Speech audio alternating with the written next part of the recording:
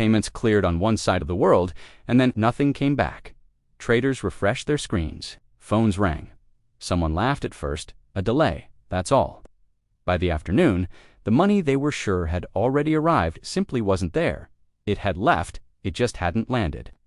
Yesterday, sending funds across borders felt routine, safe, automatic. Today, firms that looked solvent couldn't pay their own bills. Some banks were quietly supported. Others were left waiting for dollars that would never show up. The system didn't freeze overnight. It had shifted earlier, and only a few stood on the right side of it. And most people didn't even know there had been a side to stand on. The offices were still open, desks still covered in papers, ashtrays full. The world of foreign exchange had always felt fast but dependable. You called a bank in one country. You agreed on a price. You sent your money. Hours later, the other currency appeared. It was a rhythm people trusted. That trust was built on habit. Each morning, dealers in Frankfurt, London, and New York began the same way. Coffee quotes quick jokes about who got the better rate overnight. Money crossed borders every day in huge amounts, but it felt almost invisible. It was numbers moving across screens, clean, predictable. No, one thought much about the gap between one payment and the next. But there was always a gap. When a German bank sent out Deutschmarks, those marks left immediately. The dollars coming back from New York would arrive later, when that market opened. Different time zones, different clocks. Everyone knew this.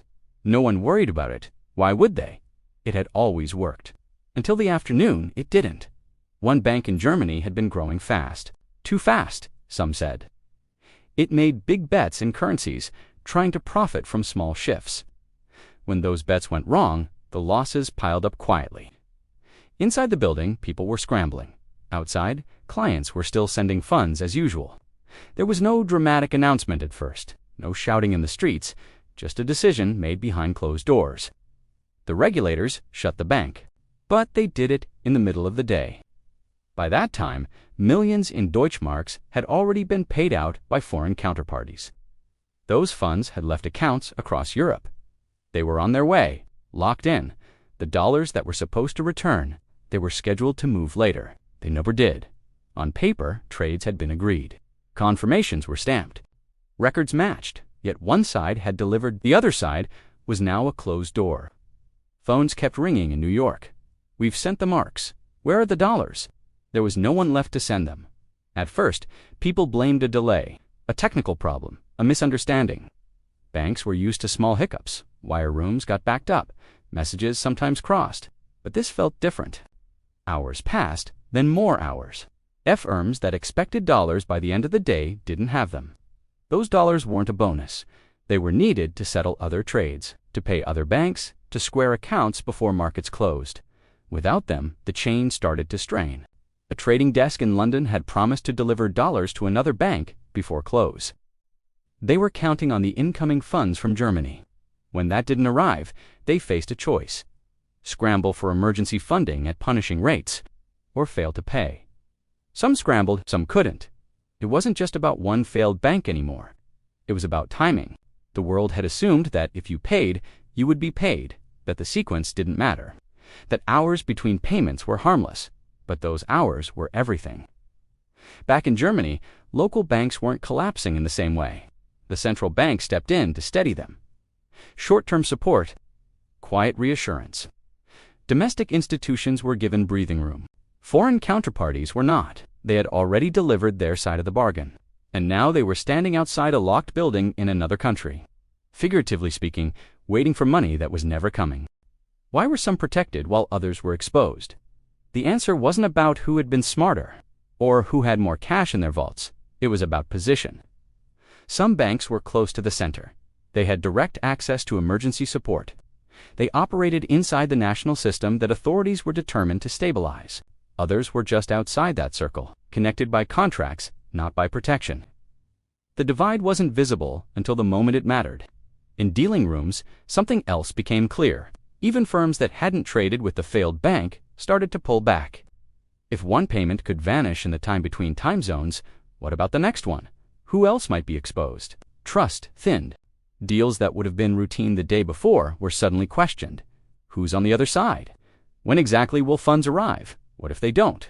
Money still existed. Accounts still showed balances. But people hesitated to send it. The system hadn't run out of funds. It had run out of certainty.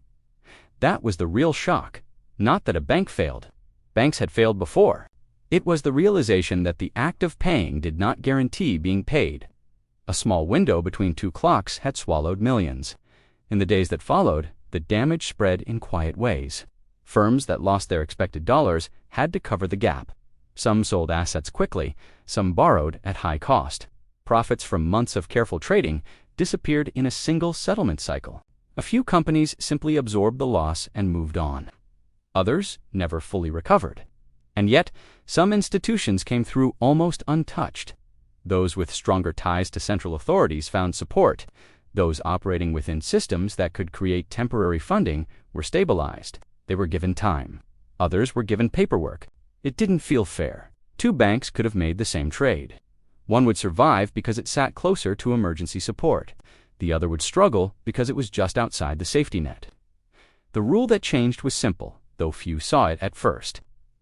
Before this, currency trades were settled in steps. One side paid, then the other paid later. Everyone trusted the gap. After this, that gap was no longer acceptable. The market began pushing for trades where both sides would move at the same time.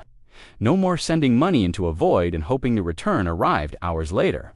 If one side couldn't deliver instantly, the deal wouldn't complete.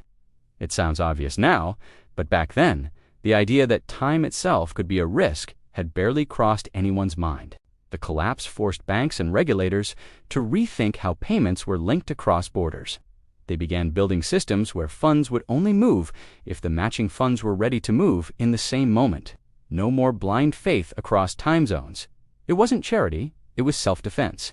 Those who had lost money in the gap were effectively unsecured.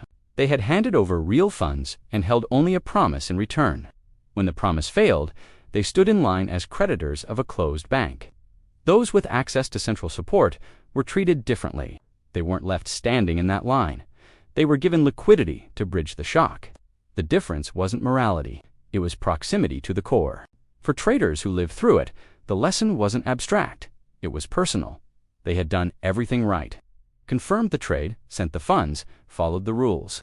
And still they were exposed because the system allowed a pause between giving and receiving. That pause had seemed harmless. It wasn't. In the months after, conversations changed. Dealers asked sharper questions. Risk managers looked at clocks differently.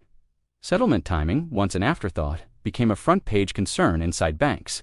The world didn't end. Markets continued. Currencies still traded every day. But beneath the surface, a quiet shift had taken place. It was no longer enough to have money. You had to move in sync with the system that cleared it.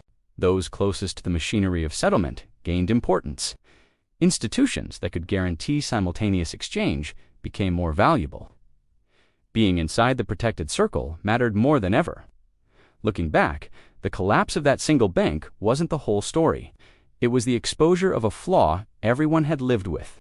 For years, people had stepped across a narrow bridge between time zones, carrying millions, trusting the other side would meet them. Most days, it worked, until the day one side disappeared. And in that empty space between payment and return, the rules were rewritten, not loudly, not publicly, but in a way that made clear, for anyone paying attention, that survival wasn't about how much you had. It was about whether your money moved at the exact same moment as everyone else's.